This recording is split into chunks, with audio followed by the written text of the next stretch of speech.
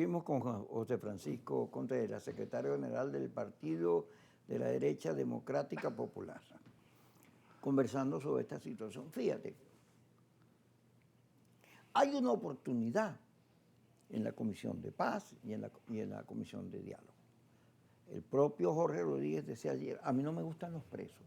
Eso me lo dijo a mí en una entrevista que hace unos años. Dijo, a mí no me gusta eso porque mi papá fue preso.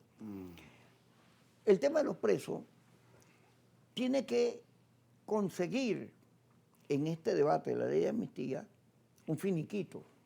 Es decir, ese tema tiene que coger cauce para que podamos pasar a debatir otros temas que son de igual importancia y de mucha complejidad. Libertad de expresión, por ejemplo. Claro, fíjate, porque si nos quedamos en un solo tema pegado, todos los presos, sueltan a los presos y hay una gente, no, los presos.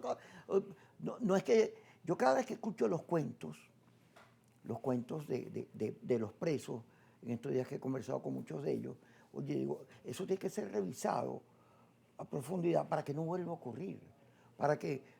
Y castigado. Sí, mira, para que el proceso... La tortura no se justifica. Mira, pero el tema de la tortura, se dice que el helicoide era centro de tortura, y eso es mentira. Eso no, bueno... Eso es mentira. Bueno, Carlos Julio Rojas lo tuvieron esposado, según él, 8 días. Sí, pero no lo torturaron. Bueno, eso es tortura. Que te esposen a ti de 8 días. No, ven acá.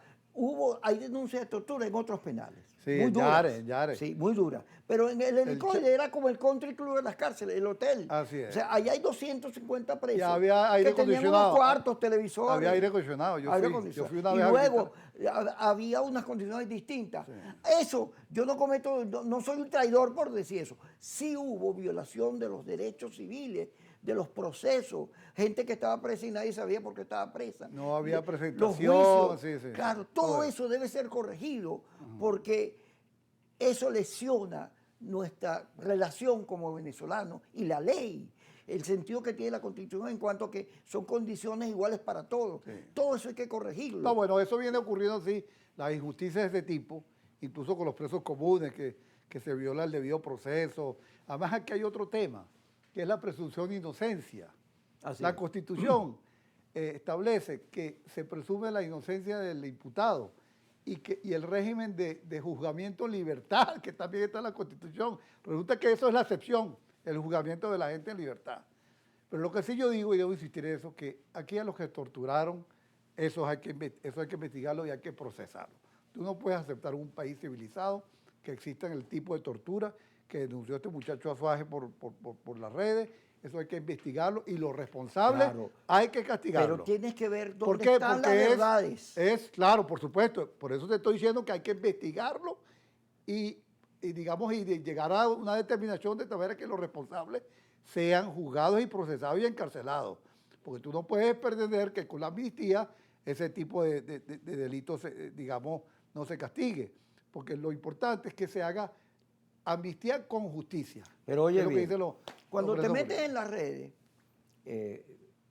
y revisas, yo que he estado revisando estos días, hay unas campañas sobre el tema de los presos políticos, una cantidad de exageraciones y mentiras.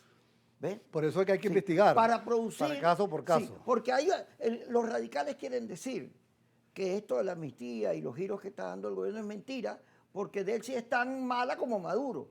Dicen eso. Es más, no quieren... Pero eso es otra cosa, pero, es otro tema. Pero métete en las redes. Mira, yo vi en estos días al padre Palmar con un crucifijo que supuestamente era él, Chávez, diciendo que era el demonio que tenía una cosa adentro. Y así van diciendo cosas. Y he comentado lo de Pablo Medina hablando que a Chávez lo mataron los cubanos. Y una cantidad de todo tipo, y cuentos de torturados que le hicieron una cosa.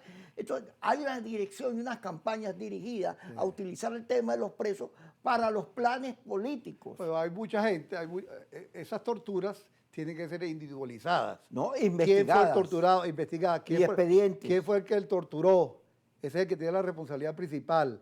El jefe del recinto sabía que estaba torturando o permitía que estaban torturando. Ese es responsable también. Pero lo más importante es por qué no se cumplieron los procesos establecidos en la Constitución. También el régimen de presentación. Eso es lo que evita eso. El derecho a la defensa. Todo eso. El que tú tengas un abogado, acceso a un abogado, todas esas cosas hay que investigar. Ahora, si hay una ley de amnistía, Bueno, pues, ojo, Ve. esta cuestión del derecho a la defensa, eso no solo no es en estos años, eso también pasaba en la época de la República Civil, Porque- cuando se violaba el derecho a la porque fíjate, defensa. en la o sea, época- es un mal general, pero esto en lugar de corregirlo, lo ratificaron. Mira, y lo- en la época de Caldera, en el proceso de pacificación, José Vicente Rangel había escrito años antes Expediente Negro, que era un libro de violaciones de los derechos humanos y tortura. Así es. Porque el Estado, de derecha o de izquierda, se comporta de la misma manera.